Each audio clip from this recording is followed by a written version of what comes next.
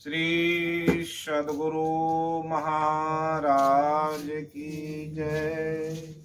श्री सद्गुरु महाराज की जय। श्री सद्गुरु महाराज की जय।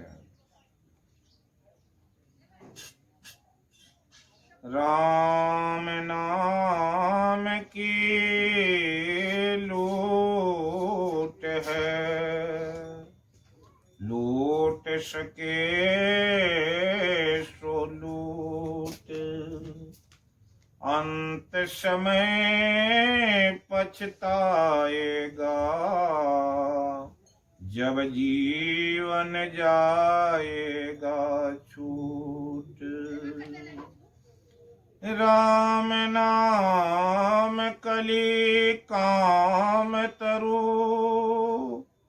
राम भगति सुरधेनु, सकल सुमंगल मूल जग, गुरुपद पंकज रेणु। श्री सद्गुरु महाराज की जय। प्रातः स्मरणीय अनंत श्री विभूषित सद्गुरु महाराज के चरणों में शतकोटि नमन। उपस्थित धर्मानुरागी सज्जन, धर्मानुरागिनी माताओं को नमन। आज सभी लोग जान रहे हैं कि रमेश बाबू के पिताजी के पुण्यतिथि के अवसर पर यह सत्संग हो रहा है। और अभी आप बीजक के पाठ में भी सुने, ये शरीर क्या है, ये शरीर कहाँ फंसा हुआ रहता है और संसार में आए हैं, कौन सा उत्तम कर्म है, उस कर्म को करके व्यक्ति इस संसार में भी सुखी होता और यहाँ से जाने के बाद भी सुखी होता है। वो कौन सा मार्ग है और उस मार्ग पर चलने के लिए कौन सी ऐसी भक्ति का लाइन है, उस लाइन को जानना, उस बात को जानना बड़ा ही समझिए दुर्लभ ज्ञान है। ज्ञान की बात जहां होती है, जो महात्मा जी हैं इस मनुष्य शरीर के बारे में बहुत सारी बात बोले कि मनुष्य शरीर मिला है। कबीर साहब कहे, मानुष तने दुर्लभ है, देह न बारंबार, तरवर ज्यों पत्ता झड़े, बहुरी न लागे डार। कबीर साहब संत सम्राट हैं। उन्होंने कहने की कृपा की कि मनुष्य शरीर बड़ा ही दुर्लभ है, ये बार बार नहीं मिलता। और उदाहरण देके समझा दिए कि जैसे किसी वृक्ष का पत्ता गिर जाता है, झड़ जाता है, फिर उस पत्ते को उसी वृक्ष में नहीं लगाया जा सकता, ठीक ऐसा ही मनुष्य का शरीर है। इसके बारे में तुलसीदास जी कहे कि कहूं तात यह अकथ कहानी, कहत बने न परत बखानी।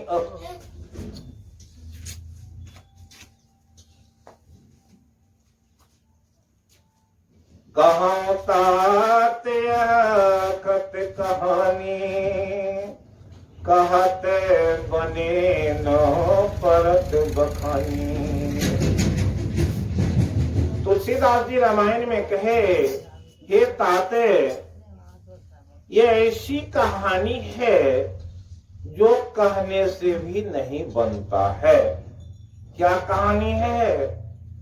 कहने की कृपा के, ईश्वर अंश जीव अविनाशी, चेतन अमल सहज सुख राशि, सो माया वश भयो गुसाई, बंधे की रे मरकट की नाई। ये ताते, ये ईश्वर का अंश, ये जीव क्या है? ईश्वर का अंश कहने का मतलब जैसे ईश्वर वो परमात्मा है, ठीक उतना ही गुण वाला ये आपके अंदर जो आत्मा है वो है। लेकिन चेतन अमल सहज सुख राशि, इसमें मैल नहीं है। आत्मा में ये अमल है, मैल रहित है, तो ये सुख को पाता है। लेकिन यहाँ आकर के कैसे बंध गया? बंधियो की मरकट की नाई। जैसे मदारी बंदर को फंसाकर तरह तरह के काम ले लेता है, ठीक इसी प्रकार इस शरीर में ये आत्मा के साथ साथ पांच ज्ञान इंद्रिय, एक मन और बुद्धि, ये जो है ये ऐसा मदारी है मन कि जीव को अपने अंदर फंसा करके बंधियों की मरकट की नाई। जैसे मदारी बंदर को लेकर के दरवाजे दरवाजे घूमता है, जो कराना चाहता वो करता है, उसी तरह से ये आत्मा और शरीर के बारे में समझाते हुए कहे कि ऐसा फंस जाता है। भूमि परत भाग घावर पानी, जैसे वर्षा का जल निर्मल रहता है, लेकिन वो जमीन पर पड़ते ही, मिट्टी के संग होते ही वो गंदा हो जाता है, पीने लायक नहीं रहता। जब तक वर्षा का जल बरस रहा है, उसे किसी बर्तन में रख लिया जाए तो वो जल बड़ा ही निर्मल और पीने लायक रहता। लेकिन जैसे मिट्टी का संसर्ग हुआ तो क्या होता है? वो जल गंदा हो जाता है। ठीक इसी प्रकार इस शरीर का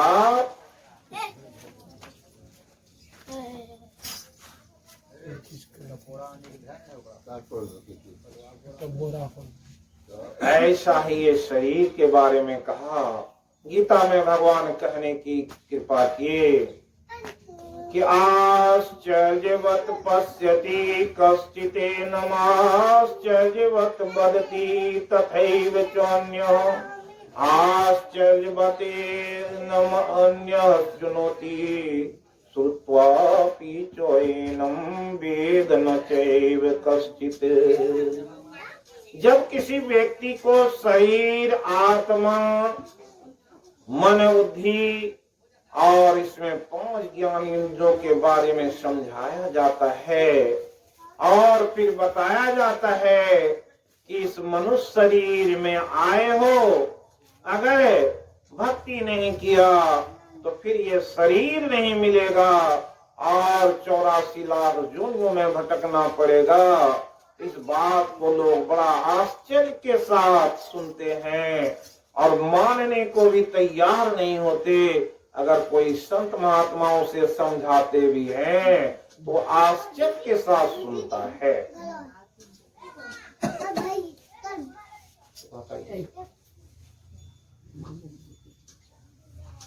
इस संबंध में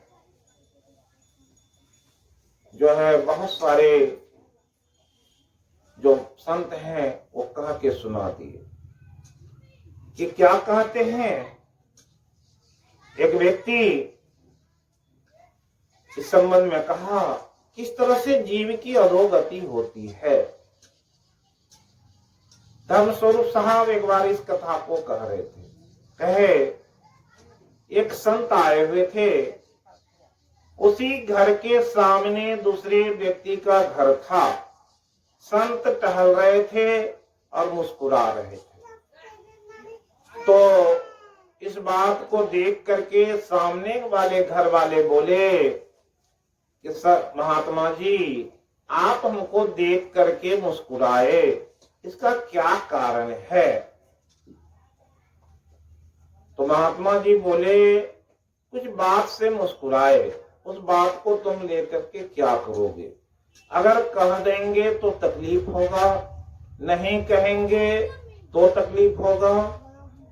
लेकिन वो व्यक्ति बड़ी विनती किया, किस बात से मुस्कुराए, हमें कह करके सुना दीजिए। उस व्यक्ति ने कहा, तुम्हारे यहाँ देखे कि हम आ रहे थे, तुम अपनी दुकान में थे, एक कसाई एक बकरा लेकर के जा रहा था, वो दौड़ करके तुम्हारी दुकान में घुस गया, तो तुम क्या किए? उस बकरा को डंडा मार करके निकाल दिया और कसाई लेकर के चला गया। तो इस बात को देख करके मुझे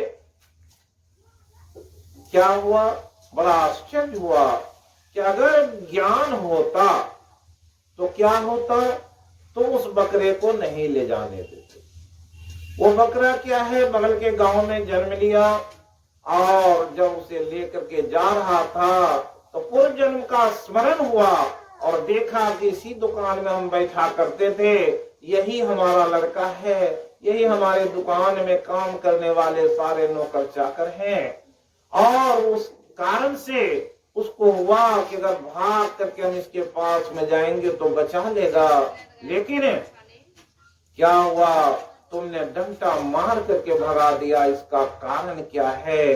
गीता में एक श्लोक है, अव्यक्तादीनि भूतानि व्यक्त मध्यानि भारत, अव्यक्त निधनान्येव तत्र का परिदेवना। भगवान इसमें कहने की कृपा किए कि जीव जन्म से पहले अव्यक्त था, मतलब नहीं मालूम कि वो कौन था। उस बच्चे का जन्म होता है तो पता चलता है ये मेरा लड़का है, ये मेरी लड़की है। किसी से जब तक शादी नहीं हुआ तो पता नहीं होता वो कौन है। जिस दिन से विवाह हो जाता किसी पुरुष का तो पता चलता ये हमारी स्त्री है। बच्चे का जन्म हो जाता तो वो बच्चा देखता है ये हमारी माता है, ये हमारे पिता हैं, व्यक्त मालूम पड़ता है। ठीक मरने के बाद फिर क्या हो जाता, अव्यक्त हो जाता, वो जीव पता नहीं चलता। जितने दिन तक का जीवन है सभी जानते, हमारे पिता हैं, पुत्र हैं, माता हैं, सारे परिवार की जानकारी होती है। इसी बात को समझाने के लिए वहां वो संत कहे कि तुम्हारे पिता अब क्या हुए, पहले जानते थे लेकिन शरीर बदल जाने पर वो अव्यक्त हो गए, तुम्हारे नजर से कहाँ गए पता नहीं। आज रमेश बाबू के पिताजी किस रूप में कहाँ है पता है, कोई पंडित ज्ञानी नहीं बता सकते। सिर्फ संत की दृष्टि होती है, जो ऐसे हर काल के त्रिकालज्ञ होते हैं वैसे पहुंचे हुए संत जानते हैं। एक बार भगवान बुद्ध बहुत सारे अपने चेला के साथ जा रहे थे। एक मछुआ बहुत बड़ी जगह पर मछली पसार करके सुखा रहा था। तो लोगों ने कहा, भगवान आप तो कहते हैं कि कोई ऐसे गलत कर्म करते हैं उसका फल मिलता है।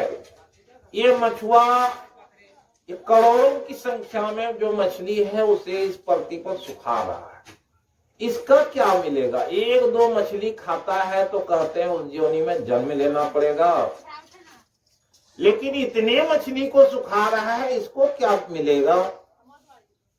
भगवान बुद्ध बोले, ठीक है समय आएगा तो तुम्हें बताएंगे। समय आया, 10 साल के बाद फिर भगवान के साथ जा रहा था तो रास्ते में देखा, भगवान बोले, भगवान कहने का मतलब बुद्ध, महात्मा बुद्ध, वो अपने उस शिष्य से कहा कि देखो ये जो जगह देख लो। वहां देखा कि एक जंगल होकर के गुजर रहे थे, देखा कि 10 कट्ठे जमीन का जो वहां पर घास लगा हुआ था वो रौंदा हुआ था। उसमें देखा तरह तरह के जगह जगह कुछ खून लगे हुए हैं। तो बताया कि आगे बढ़े, देखा कि एक हाथी का बच्चा है। उस हाथी के शरीर में घाव हो गया है, उसमें बहुत सारे जो है छोटे कीड़े शरीर में फल गए हैं, काट रहा है। हाथी का बच्चा इधर उधर भाग रहा है, छटपटा रहा है, कभी लौटता है, कभी इधर करता है, कभी उधर करता है। उसकी छटपटाहट देख करके बड़ी कारुणिक स्थिति थी। भगवान बुद्ध बोले, ये हाथी का बच्चा जो देख रहे हो वही मछुआ है, और इसके अंदर जो सारे कीड़े पड़े हुए हैं वही सारी मछलियां इसके शरीर में काट काट के खा रहा है। जैसे उसे सुखाया था वैसे ही इसके प्राण को आज सुखा रहा है। और देख लो, प्रत्यक्ष उसका दर्शन है। भागवत में कथा है कि एक चित्रकेतु नाम का राजा, उस राजा को 1000 पत्नियां और एक भी बच्चे नहीं। उस समय में अंगिरा ऋषि और नारद ऋषि सब जगह विचरण करते थे। अंगिरा ऋषि के बारे में जानते हैं, बड़ा ही प्रतापी और ज्ञानवान ऋषि थे। राजा उस समय अपने भारत का राज बहुत बड़ा था। अभी कई राज मिला करके जो राज होता है वैसा राज के वो राजा थे। और उतने प्रबल शक्तिशाली राजा को एक संतान नहीं था। अंगिरा ऋषि को बुलाए और कहे, महात्मन, इस राज को भोगने वाला कोई नहीं है, आप एक पुत्र का कम से कम वरदान दीजिए।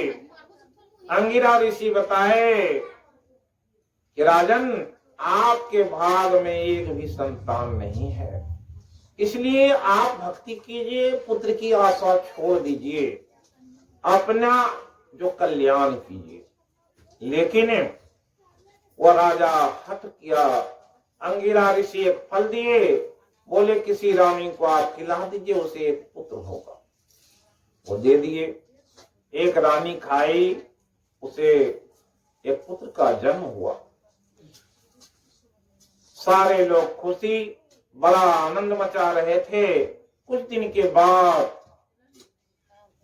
क्या होता है, 5 साल की आयु जिस दिन पूरी हुई, एक रानी को उस बच्चे से बड़ा डर था। जब कभी बुलाती तो वो बच्चा उसकी तरफ नहीं जाता। वो सोची कि एक दिन इसको जहर खिला करके मार देंगे, लीला समाप्त। वो क्या किया, एक दिन वैसा वातावरण देखा और बच्चे को जहर पिला करके सुला दी। थोड़ी देर में दासी आती है, देखता है बच्चा चीत पड़ा हुआ है। राज में हाहाकार मच गया। राजा तड़प रहा है, सारी रानियां तड़प रही हैं। और उसी समय में मंत्री लोग गए। उस समय में नारद जी और अंगिरा ऋषि दोनों आए और बोले, राजन, तुम क्यों पश्चाताप कर रहे हो? इसकी आयु 5 वर्ष की थी और ये चला गया, अब इसके लिए पश्चाताप मत करो। इसलिए जातस ही ध्रुवो मृत्यु ध्रुवम जन्मृतश्च तस्मात् अपरिहार्थे नो त्वम सोचितुम अर्हसि। भगवान अर्जुन को समझाए थे कि जिसका जन्म हुआ उसकी मृत्यु होगी, ये ध्रुव सत्य है, फिर तुम क्यों ऐसा कर रहे हो? अंगिरा ऋषि बहुत समझाए। राजा कहे, आप तो ऐसे ऋषि हैं, आप चाहें इस जीव को बुला सकते हैं और फिर इस शरीर में स्थापित कर सकते हैं। ऋषि कहे, अवश्य होगा ऐसा। उस जीव को पुकारे, बोले, जीव उठो, इस राजा को तुम्हारी आवश्यकता है। और वो जीव आता है, अपने शरीर में खड़ा होकर के कहता है, कहिए महात्मन, ऋषिवर क्या कहना चाहते हैं? कहा कि तुम इस राजा के यहाँ आए थे, 5 वर्ष की आयु में ही क्यों चले गए? 1000 रानियां हैं, इतने सुख वैभव हैं, सबको कौन भोगेगा? इस पर वो कहने लगी कि इस काम को कौन इंजाम देगा बताइए। तो समझ में, आप लोग हलचल नहीं मचाइए, बैठिए। दीप जलाने से कोई सत्संग नहीं हो रहा आपका।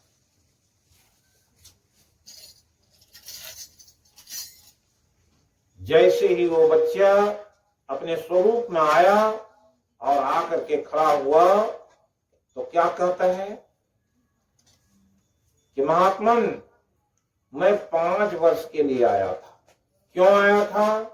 कि पूर्व जन्म का ऐसा है, एक दिन हम बुच्छाटन के लिए आए थे, इसने संध्या वेला में 5 रोटी बनने लायक हमको अनाज दिया था और कुछ गोईठे दिए थे, जिस गोईठे में बहुत सारी चींटियां थी, और वो गोईठे को हम लेकर के गए, संजोगवश जलाए, उसमें करीब 1000 चींटी मर गई और उससे हम उस आटे से 5 रोटी बनाए थे, जिसे खाकर हम तृप्त हुए। लेकिन मेरे कर्म का फल तैयार हो गया और मैं वहां कर्जदार हो गया, इसलिए 5 रोटी खाए थे, इसलिए 5 वर्ष की सेवा इसकी मिली। और जो 1000 चींटियों को मैं जला दिया था, वही 1000 चींटी यहाँ रानी बन के है, और उन चींटियों को जलाए तो उन, इसलिए हम आए उनके पास में। 5 साल तक उसको पुत्र रूप में हमने जो शांति प्रदान किया। अब हमारा काम समाप्त हो गया है। अब हम किस कारण से रहे, न हम कर्जदार हैं न कुछ हैं। अंगिरा ऋषि कहे चित्रकेतु से, चित्रकेतु देखो, अब इसकी आयु समाप्त हो गई और ये दूसरे शरीर में चला गया है, वहां से कैसे आएगा? इसलिए गीता में एक श्लोक है, भूत ग्रामम इमं भूत्वा भूत्वा परिलीयते रात्रि आगमे पार्थ वस प्रभवत्य राग में। ये 84 लाख योनियों का ये संसार है, जिसको मृत्यु संसार भी कहते हैं। भगवान कहने की कृपा की है गीता में, और श्रद्धाना पुरुषा धर्मस्यास्य परं तपो और प्राप्त माम निवर्तन्ते मृत्यु संसार वर्तमनी। भगवान कहने की कृपा के, जिसकी श्रद्धा भक्ति में नहीं होती है, वैसे व्यक्ति कहाँ चले जाते? और श्रद्धा ना पुरुषा धर्मस्यास्य परं तपः अप्राप्त माम, जो न तो मुझे प्राप्त कर सकता है न मोक्ष प्राप्त कर पाता, मृत्यु संसार में भ्रमते रहता है। उसी बात को कहे भूत ग्रामम, ये भूतों का ग्राम 84 लाख योनियों का है, जो सभी लोग सत्संग में सुने होंगे। ये क्या है? महर्षि में ही परमहंस जी महाराज के अनुसार सुनेंगे तो जीव की 2 गति है, एक अपरा प्रकृति है, परा प्रकृति है। अपरा कहते हैं इसी 84 लाख योनियों का जो परिवार है, भूत ग्राम, भूत कहते हैं जीव को, उसका ग्राम। ये 84 लाख योनियों को ही भव सागर कहते हैं, भव कहते हैं।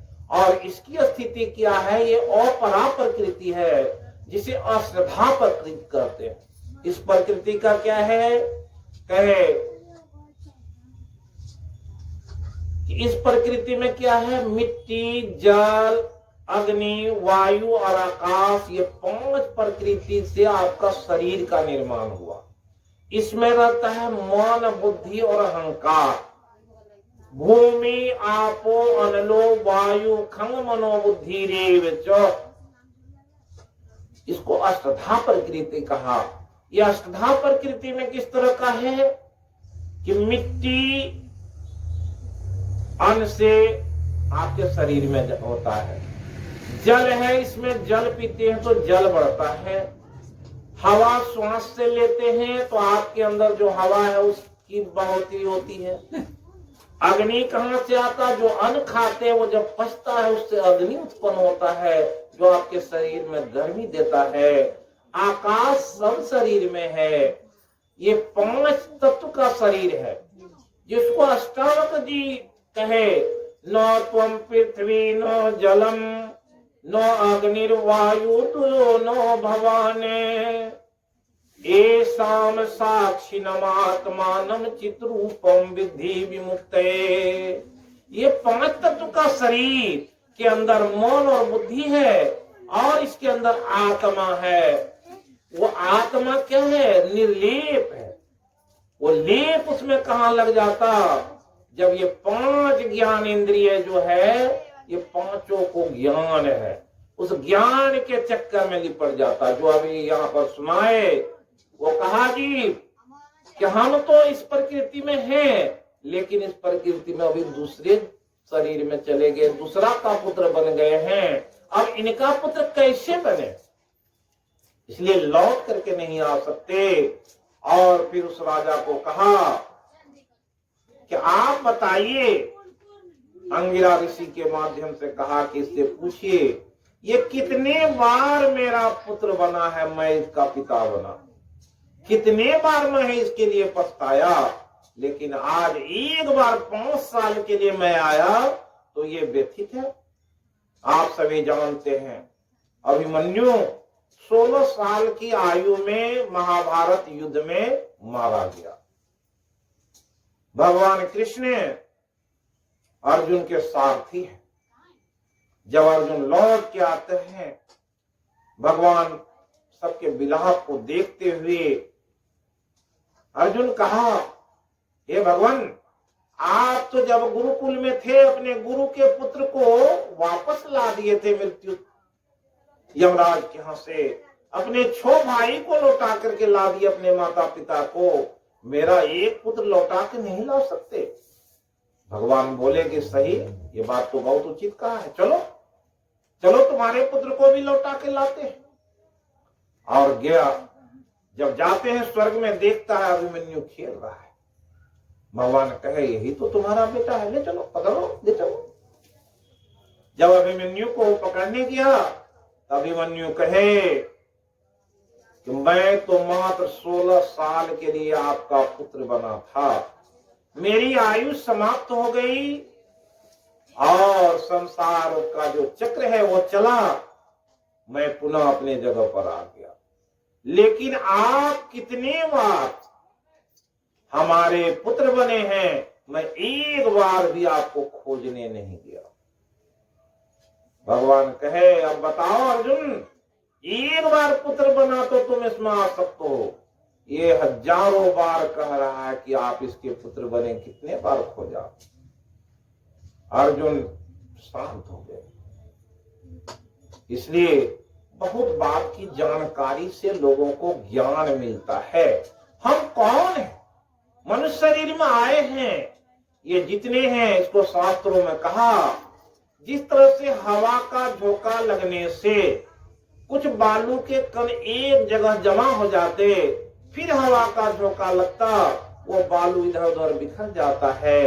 उसी तरह से समझिए, एक परिवार में जो जीव इकट्ठे हुए हैं, वो सभी लोगों का प्रारब्ध है, कोई माता रूप में, कोई पिता रूप में, कोई पुत्र रूप में है, और सारे जीव इकट्ठे होते।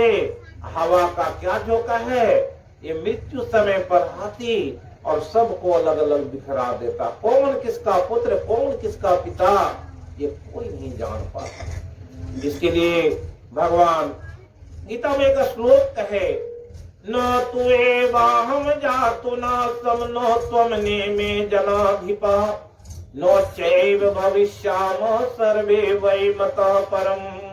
हे अर्जुन, इन राजाओं को देख रहे हो, ये राजा और मैं और तुम, ऐसा नहीं है कि कल नहीं रहेंगे, आज हैं और ये सारे मारे चले जाएंगे, और कहाँ रहेंगे कोई नहीं जानता।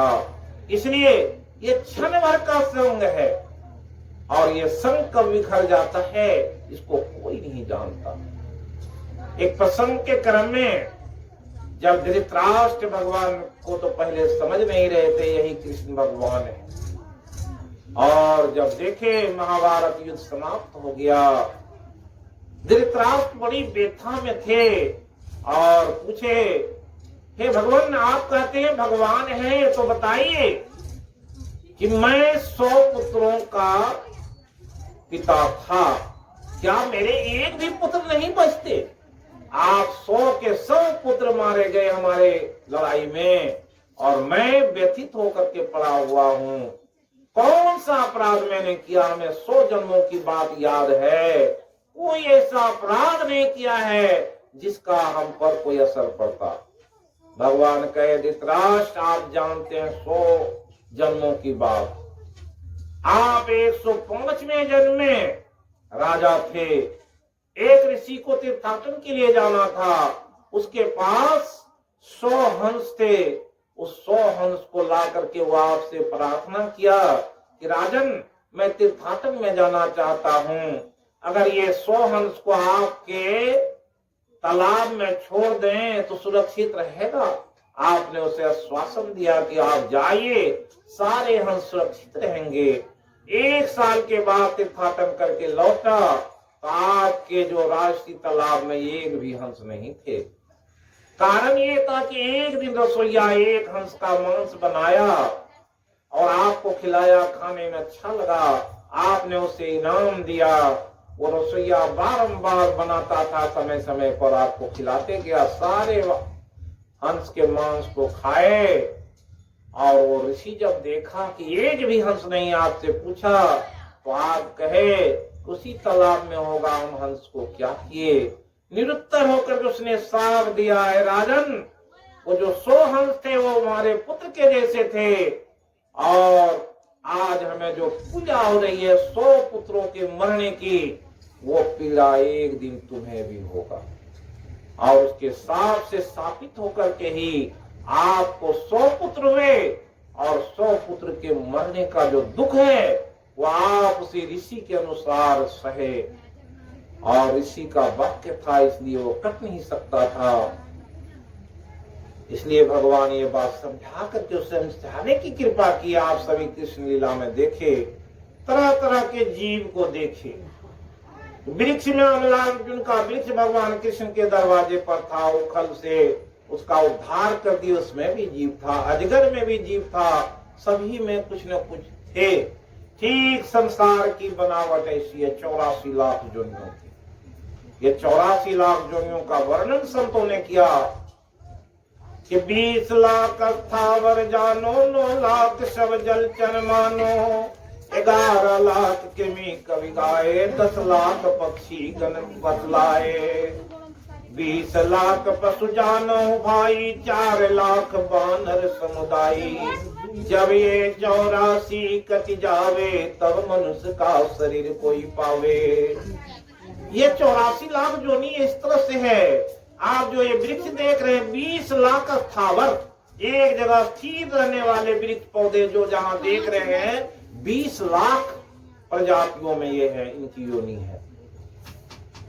9 लाख जलचर, जल में रहने वाले जीव जो जल में ही रहते हैं, 9 लाख जोनियों में है। 11 लाख कृमि की जोनी है, 10 लाख पक्षियों की जोनी है, और 30 लाख पशुओं 4 पैर वाले की जोनी है। 4 लाख बंदर समुदाय के जीव है, बंदर भालू। कहा कि ये 84 जब कट जाता है तब मनुष्य का शरीर कोई पाता है। ये शरीर तो मिला, नर समान नहीं कवनो देही, जीव चराचर जाचत यही। ये मनुष्य के शरीर जैसा कोई जीव का शरीर नहीं है, इसलिए कहने की कृपा की, नर समान नहीं कवनो देही, कोई शरीर इसके जैसा नहीं है। जीव चराचर, चर और अचर जीव किसको चाहता है? इस शरीर को चाहता।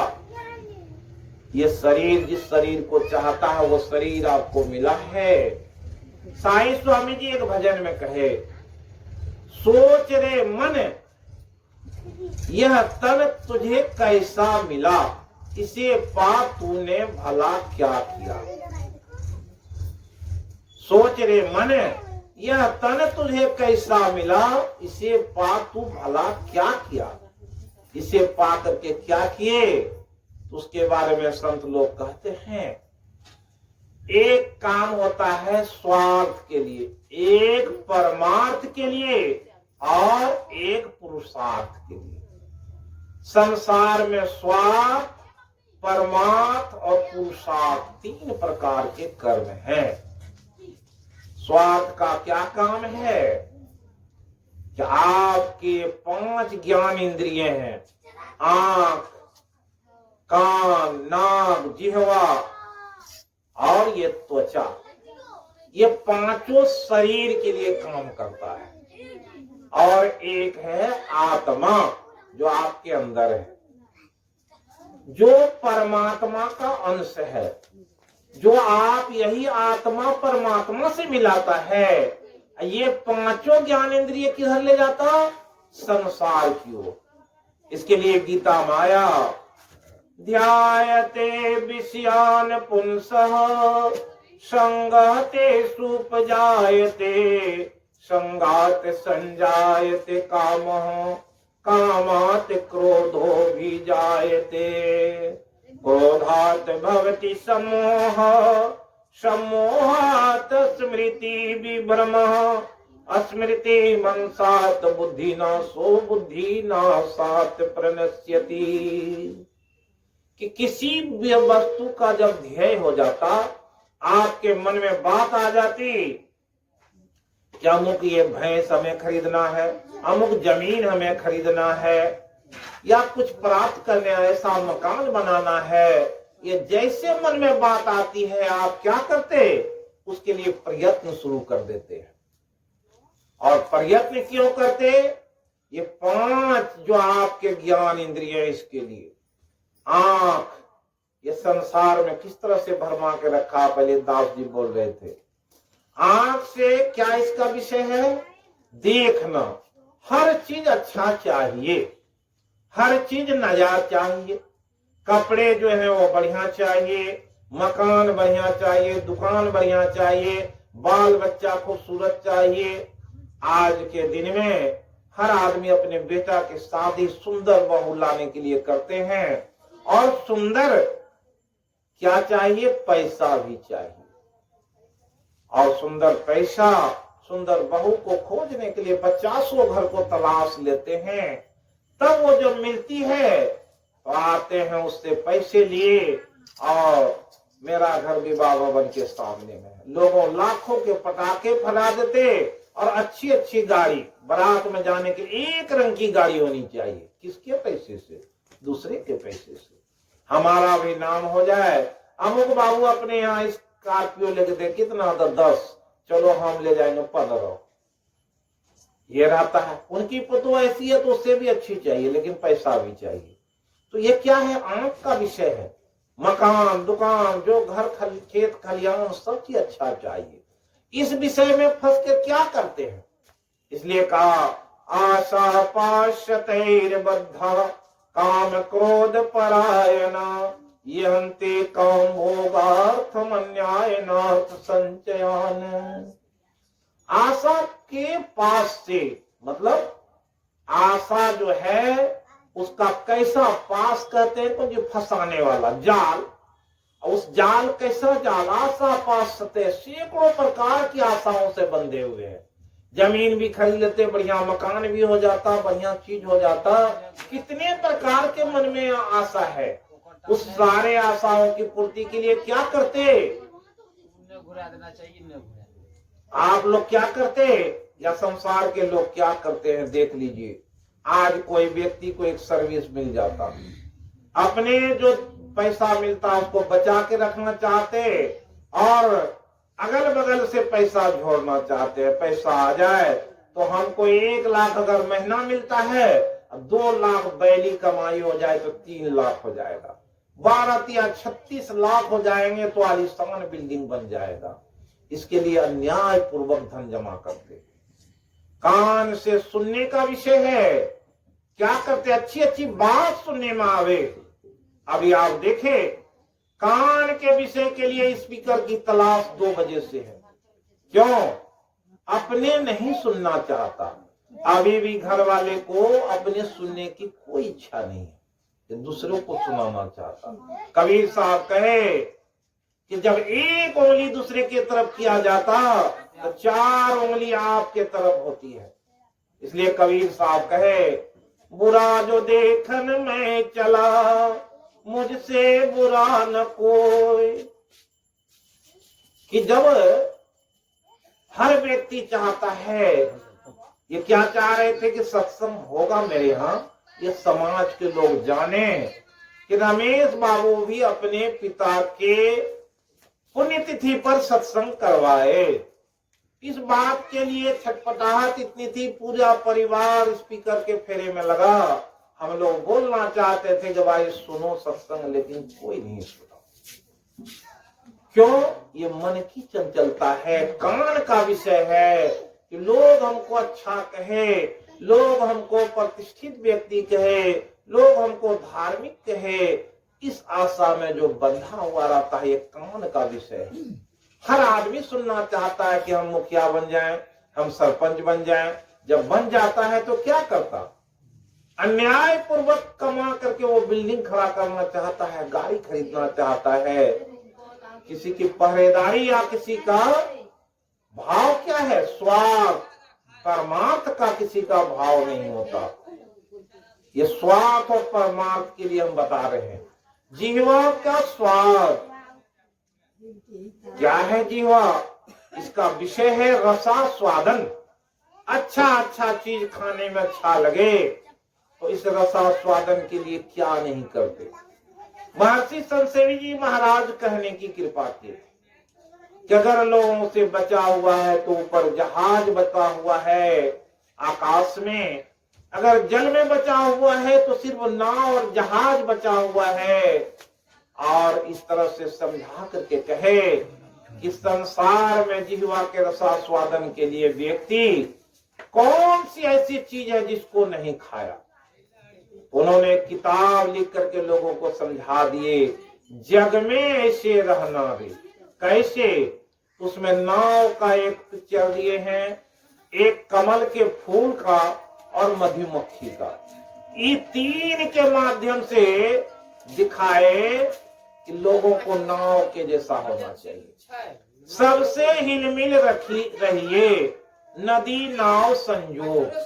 नाव को देखते हैं कि नाव क्या करता? जल में चलता है, जल के साथ कितना सामंजस्य रखता है कि जिधर जाता कहीं ठोकर नहीं लगाता। नाविक कटा छटा करके कहीं देखता है कि बहुत बड़ा कूड़ा है, उसमें नहीं ले जाता। इस तरह से वो अपने नाव को निकालता। नदी नाव संयोग, नदी और नाव के संयोग से नाव पर चढ़ करके 10 आदमी चले जाते हैं। ये कैसा होता है? नाव को कोई स्वार्थ नहीं है, नदी को भी कोई स्वार्थ नहीं है, इसलिए ऐसा चलता है। मधुमक्खी कैसा होता? मधुमक्खी सारे फूल से पराग लेकर के जमा करता, अपने भी भोजन करता और जमा करके भी रखता। आप देखे हैं कमल के फूल को?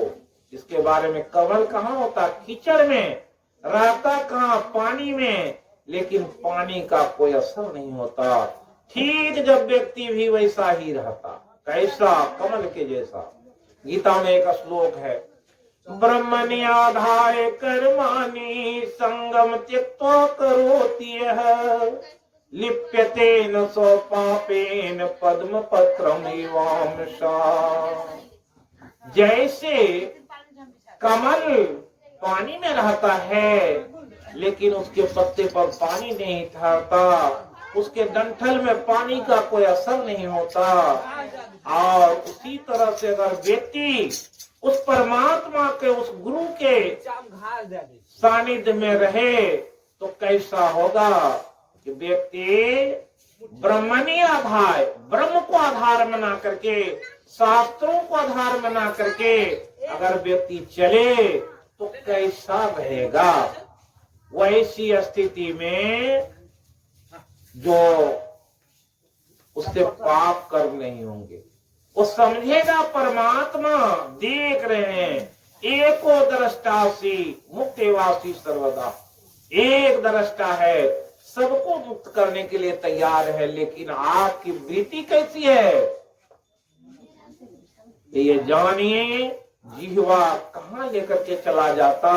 इसलिए जीव पर जब कोई व्यक्ति कंट्रोल करेगा तब समझ में आएगा। उसके बाद है आंख, कान और जीवा तो आ गया। अब जानिए त्वचा के अपनी नासिका के बारे में। ये नाक जो है ये क्या है? विषय इंद्रिय है। इसको क्या चाहिए? सारे चीज सुगंधित चाहिए, कुछ भी दुर्गंध वाले नहीं चाहिए। सुगंध वाले सामान को ये चाहता है। कोई भी वस्तु थोड़ा सा खराब हो गया उसे आप पाना नहीं चाहते। इसका क्या कारण है? इसका एकमात्र कारण है कि आपकी इंद्रिय उसको ग्रहण नहीं करना चाहती। ये नासिका का विषय है। और विषय है त्वचा। ये त्वचा को क्या चाहिए? अभी ठंडा है तो गर्म चाहिए, गर्मी है तो नरम चीज चाहिए, ठंडा चाहिए। अभी देख लीजिए गिरिपति लगे हुए हैं कि लोग आएंगे तो बैठेंगे, घास की बिछावन कर रहे हैं। क्यों? कि उस पर बैठ करके आराम से सत्संग सुनेंगे और हलचल मचाए हुए हैं। स्वयं सुनना नहीं चाहते, दूसरों को सुनाना चाहते हैं, अपने आत्म कल्याण के नहीं सुनना चाहते। क्यों? इसका एकमात्र कारण है कि वो सोचते हैं कि लोग भी सुने। और आज हमारे पिताजी के पुण्यतिथि पर जो सत्संग हो रहा है उससे उसे ज्ञान मिले। वैसे ज्ञान को जान करके क्या होगा कि अरे ठीक है लगाने तो दीजिए, कहा परेशान आप लोग। ऐसी स्थिति में आपको ज्ञान से परिचित होइए। कब अंदर जाएंगे? अंदर जाएंगे जब बाहर की इंद्रियां रुकेगी, तब अंदर जाएंगे। और जब अंदर जाएंगे तो महर्षि में ही परमहंस जी महाराज कहने की कृपा की, अद्भुत अंतर की डगरिया जा पर चल कर प्रभु मिलते, दाता सतगुरु धन्य धन्य जो राह लखा देते। वो दाता धन्य है जो राह लखा दिए। क्या राह लखा दिए? राह लखा दिए। रामचरितमानस में आया है, बड़े भाग्य मानुष तन पावा, सुर दुर्लभ सद ग्रंथ ही गावा, साधन धाम मोक्ष कर द्वारा, पाइन जही परलोक समारा। इस शरीर के बारे में समझाते हुए तुलसीदास जी रामचरितमानस में लिखे कि ये शरीर में क्या है? साधन धाम मोक्ष का द्वार है। इस शरीर में क्या है? साधन का धाम है और मोक्ष का दरवाजा इसमें है। ये मोक्ष का दरवाजा कहाँ है? उसे सुषुम्ना कहते हैं। और सदगुरु बता दिए कि मोक्ष का दरवाजा इस मनुष्य शरीर में है। उसी को महर्षि में ही परमहंस जी महाराज भजन के माध्यम से कहे कि अद्भुत अंतर की डगरिया जा पर चल कर प्रभु मिलते। ये अंतर की डगर अद्भुत है। जिस रास्ते पर चलेंगे तो परमात्मा से दर्शन होगा। इसके बारे में कहे गीता में भगवान कि ईश्वर सर्वभूतानां हृदय से अर्जुन तिष्ठति, ब्राह्मण सर्वभूतानि यंत्रारूढ़ानि माया।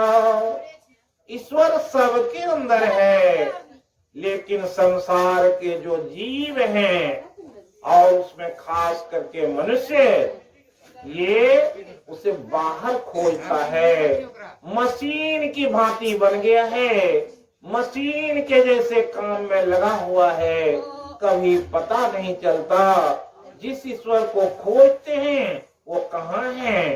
तो वो मेरे अंदर में है।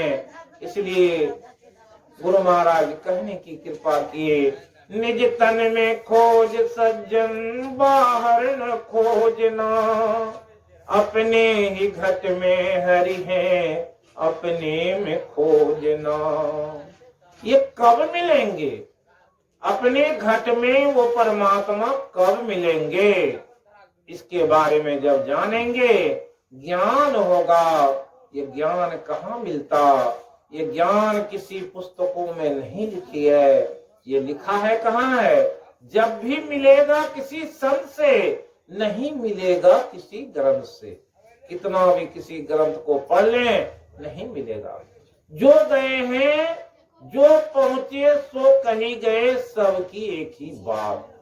जो परमात्मा का दर्शन किए हैं, परमात्मा को देखे हैं, पहचाने हैं, जाने हैं, वही बात बता सकते हैं कि अधर डगर से, वो अधर में कौन सा डगर है जिसके बारे में गुरु महाराज कहे, अद्भुत अंतर की डगरिया जहाँ पर चलकर प्रभु मिलते। ये सुषुम्ना है।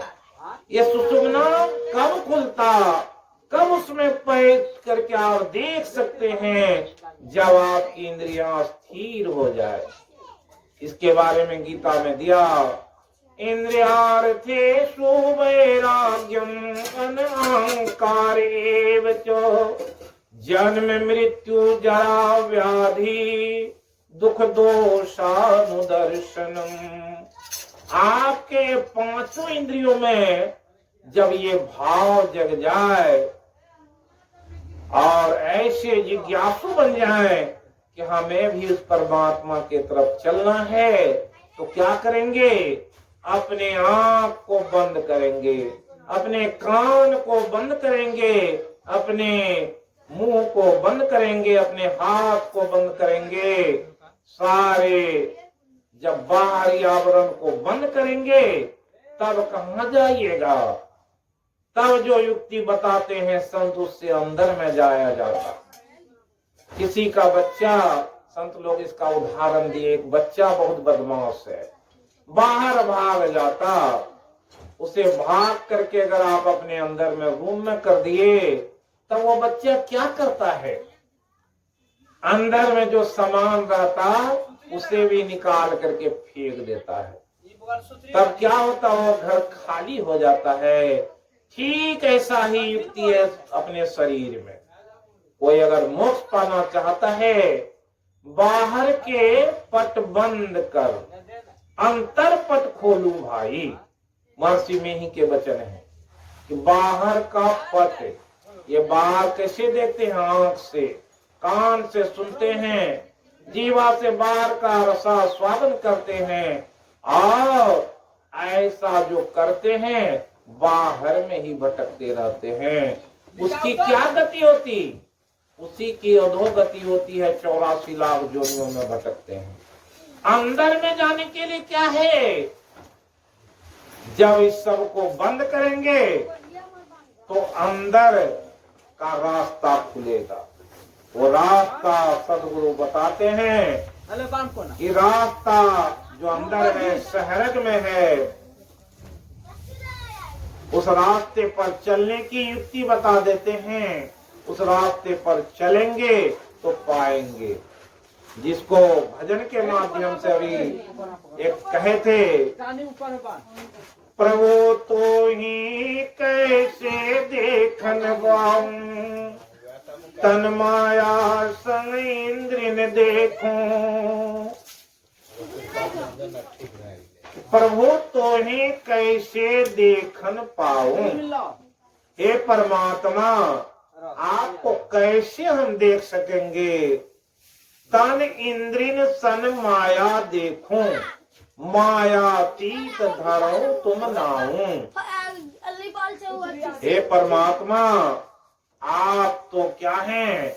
मायातीत हैं और इंद्रियों से भी परे हैं, और आपको कैसे देख पाओ?